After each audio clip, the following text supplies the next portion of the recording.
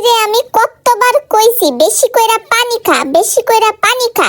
পোলাডা আমার কথা শুনেই না, পোলাডা তোমার কথাও শুনে না, পানি খাইতে চায় না। ঠিক বলছো, এই জন্যই তো ডিহাইড্রেশন হয়ে গেছে চেরির। কিট্টি, তুমি আবার বসে আছো কেন? খাচ্ছ না কেন? কখন তোমাকে খাবার দিয়ে গেছি?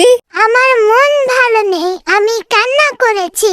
চেরির পানি নেই, ডিহাইড্রেট হয়ে গেছে, এই জন্য আমার মন ভালো নেই। আমার খেতে ইচ্ছা করছে না, আমি খাবো না। খেতে হবে কিট্টি, ঠিক মতো খেতে হবে, না হলে কিন্তু তোমারও ডিহাইড্রেশন হয়ে যাবে, তখন তোমাকেও ডক্টর স্যালাইন দিবে।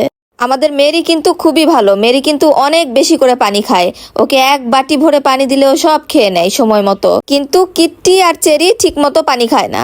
মাইর দিতে পারো না, দুই দাঁড়ে ধইরা ঠাস ঠাস। ওদের জন্য আমি এইগুলো কেনাকাটা করেছি। চকলেট এনেছি, চেরির জন্য একটা শ্যাম্পু এনেছি, শ্যাম্পুটা 800 টাকা দাম নিয়েছে।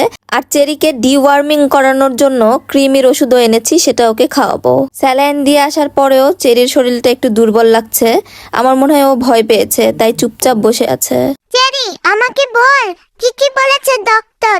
কি কি বলেছে? স্যালাইন দিয়ে দিচ্ছে, আর কি কি বলেছে? পানি খেতে বলেছে, ডক্টর খালি বলেছে পানি খাও, পানি খাও। আমি তো একটু একটু পানি খাই, আমাকে বেশি বেশি পানি খেতে বলেছে ডক্টর। তোর কথাও বলেছে মাম্মা যে কিত্তি পানি খায় না, তখন ডক্টর বলেছে কিত্তিকে নিয়ে চলে আসো, স্যালাইন দিয়ে দিব পানি না খেলে। বুঝেছিস কিত্তি? বেশি করে তুই পানিও খা, তুইও খা। ওলে বাবা, লে বাবা, আমাকেও স্যালাইন দিবে পানি না খেলে? বাবা লে বাবা। দিতো, ডক্টর বলেছে স্যালাইন সবাইকে দিয়ে দিবে।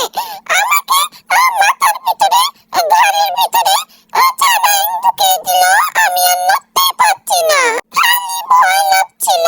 আমার তো তোর কথা শুনেই ভয় লাগছে বাবা রে। আমি ডক্টরের কাছে যাব না, কখনোই যাব না।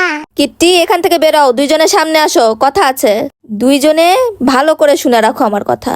কালকে থেকে যদি দুইজনেই ঠিক মতো পানি না খাও, বাটি ভরে পানি দিব, সারাদিনে যদি সেটা শেষ না করো, দুইজনের খবর আছে, একদম খবর আছে। আমি তো পিট্টি দিবই, তার উপরে পিট্টি দিয়ে তোমাদের নিয়ে যাব ডক্টরের কাছে। আর ডক্টরের কাছে নিয়ে গেলে কি হবে জানো?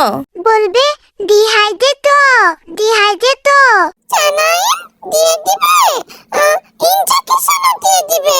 হ্যাঁ, আর এইবার যদি ডিহাইড্রেশন বলে আর স্যালাইন দিতে চায়, তাহলে একদম ডাক্তারের বাসায় রেখে চলে আসবো, আর বাসায় আনবো না, ওখানে রেখে আসবো, প্রত্যেক দিন একটা করে স্যালাইন দিবে।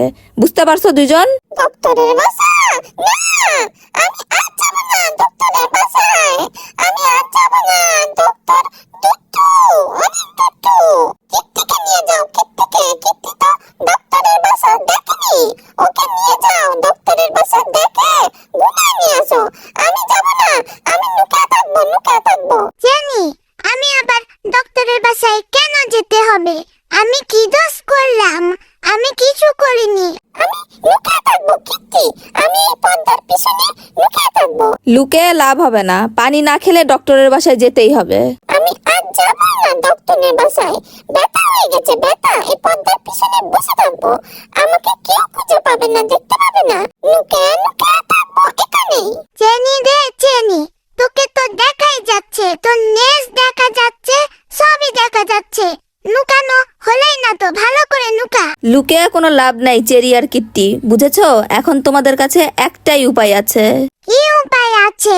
উপায় হলো দুইজনকেই বেশি করে পানি খেতে হবে, তাহলে আর ডক্টরের কাছে যেতে হবে না।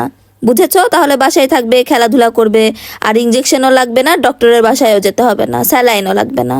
আমি কি কখনো বলেছি খালামুনি পানি খাবো না? বলেছি? আমি তো চেরির থেকে একটু বেশি পানি খাই। শোন চেরি, আমাদের হাতে আর কোনো উপায় নেই,